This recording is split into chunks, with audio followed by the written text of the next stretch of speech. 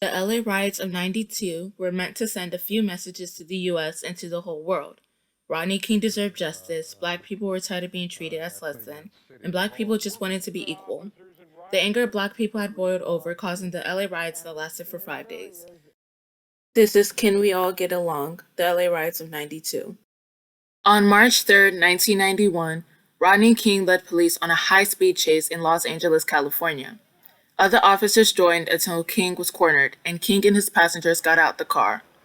As King got out the car, officers tried arresting him, to which King resisted. King was tased and repeatedly struck with police baton by 4 LAPD officers: Stacy Kuhn, Theodore Bresino, Timothy Wind, and Lawrence Powell. This beating was caught on camera by an amateur cameraman, George Holliday, which was viewed by millions of people nationwide and worldwide. On March 15th, 1991, all 4 LAPD officers were charged with felony assault and other offenses. All officers pleaded not guilty on March 21st, 1991.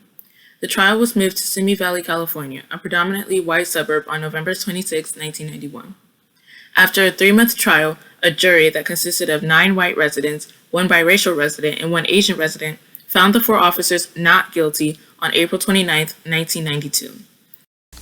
We, the jury, in the above entitled action, find the defendant Lawrence M. Powell not guilty, find the defendant Timothy E. Wind not guilty, find the defendant Theodore J. Bresino not guilty, find the defendant Stacy C. Kuhn not guilty. This is what the lead prosecutor, Terry White, had to say about the final verdict. Well, my reaction is shock first and then disappointment.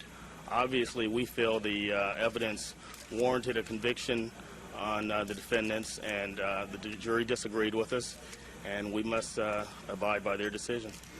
Although all 4 officers were acquitted of state charges, Stacy Kuhn and Lawrence Powell were convicted of violating King's civil rights in federal courts. For that, they were sentenced to 30 months in prison. Just hours after the acquittals were announced, rioting and looting began in South Los Angeles. The riots started out as random acts of violence. For example, a white truck driver, Reginald Denny, who drove into the epicenter of the riots as they began, was dragged out of his truck and beaten nearly to death by several black men. The beating was broadcasted on live television as millions watched in horror. 3 of the several men were charged with connection to the beating: Antoine Miller, Henry Watson, and Damian Williams.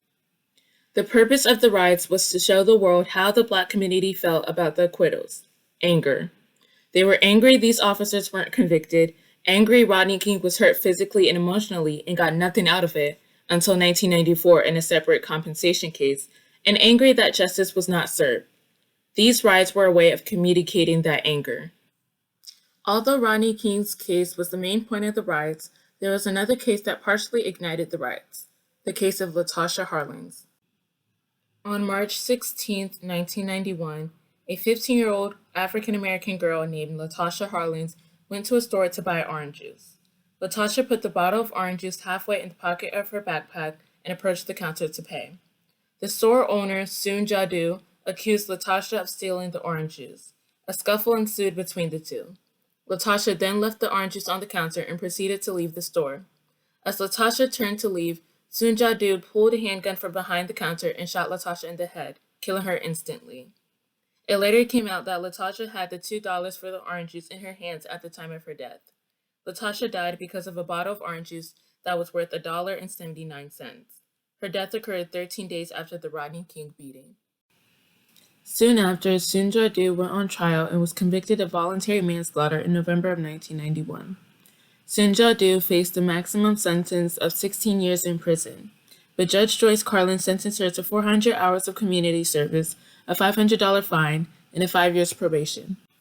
The black community felt as though the sentence was too light compared to the crimes Soon Jadu committed. At the time, the black community held peaceful vigils for Latasha instead of rioting, but the Rodney King beating was the last straw, causing the LA riots. Soon Jadu was a Korean American. That is why many Asian American businesses were targeted during the riots. But back in South Central, the suffering cuts across racial lines. Korean grocer Kian Ham cannot believe his store is gone. I don't think it's nothing. 22 years down the drain. I mean, can people realize what they're doing is wrong? This is not the way to overcome racism. Business more A store overstocked for Mother's Day. Nothing left. Why? You know? I don't know. Why? Why Korean people? Why? The Latasha Harlins case is just as significant as the Rodney King case when talking about the LA riots. It is another reason why the riots started. The riots were meant to show the world how tired Black people were. Black people were tired of being treated as less than. With the acquittals of the 4 LAPD officers in the Rodney King case and the light sentence Sunjadu was given, it felt like the lives of Black people were not valued. At the end of the day, it could have been anyone in the Black community who was brutally beaten by 4 LAPD officers. It could have been anyone in the Black community who was shot in the back of the head over a bottle of orange juice worth $2. So the Black community ignited the riots to say they were tired of the injustices they faced so often. We are not making a formal apology for the violence. What we are saying is that the violence was a result of something that was set up a long time ago before we were even born. We have come a long way since the LA riots of '92. We learned that rioting is wrong, but it's also the reaction of an angry and neglected community. Since the LA riots, we have seen many killings of innocent Black people. Just last year, we saw the unjust killings of George Floyd, Ahmaud Arbery, and Breonna Taylor. This time, it was not only the Black community who responded to these killings, but people from all communities. We came together to peacefully protest these injustices. We came together to say Black Lives Matter. Like I said before, we have come a long way since the LA riots, but we still have a lot to confront when it comes to race in this country. I want to leave you with a question presented to us by Rodney King in 1992, which is, can we all get along? Can we get along?